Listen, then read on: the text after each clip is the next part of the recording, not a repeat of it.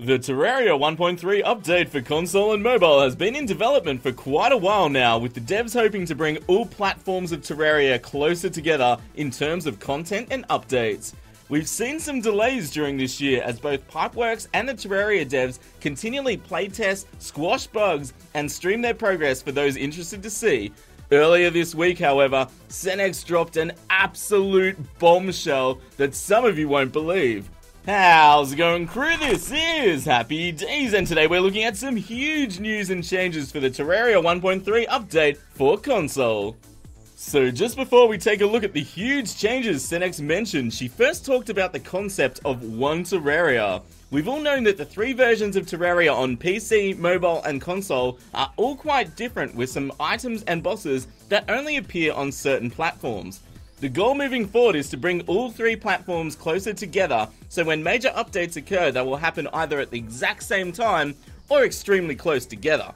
She commented that this may enable some really awesome features like crossplay in the future, where your family or friends might be playing on the PC and you're doing multiplayer while you're playing on your PS4. Senex keeps referring to the future when she makes posts like these, and moving forward I suspect the Terraria devs will use this same approach for Terraria 2 and Terraria Otherworld. So now guys, on to the big changes and my thoughts about them. Firstly, most of the exclusive content in console will be greatly changed or removed completely. Why are they doing this? I'll put their reasons on screen now and simply pause the video if you'd like to read them. The gist is that most console exclusives were made when PC development had slowed down a bit back in the day, and to give console players some endgame content to enjoy and some powerful equipment to work towards. Now with 1.3 approaching, they're saying a lot of these items are going to be weaker compared to some of the things like celestial weapons and armor from 1.3, which is much more powerful.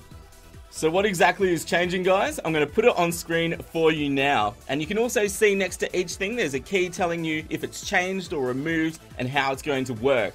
So armors will change to vanity sets, which can be purchased from the traveling merchant. If you actually own the armor already, you can still keep it, but it will be a vanity set. So the weapons are going to be removed completely, unfortunately.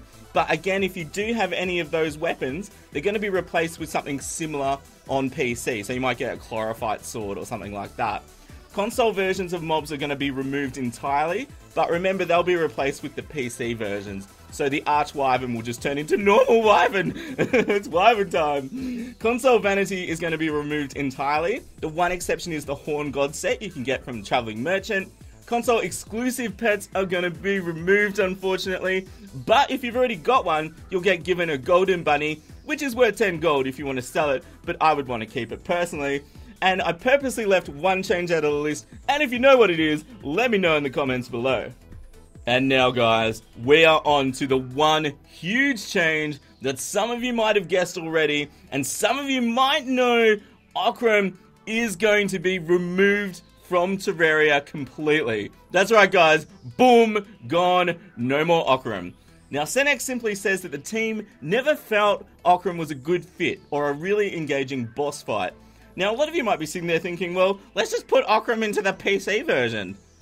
Now I thought the exact same thing, but from the looks of this list so far, the devs are focusing on making console and mobile like the PC version of Terraria, and they seem to be trying to avoid bringing the console items over to the PC version. I guess that would mean they'd have to update the PC version again, and I think they're trying to avoid that.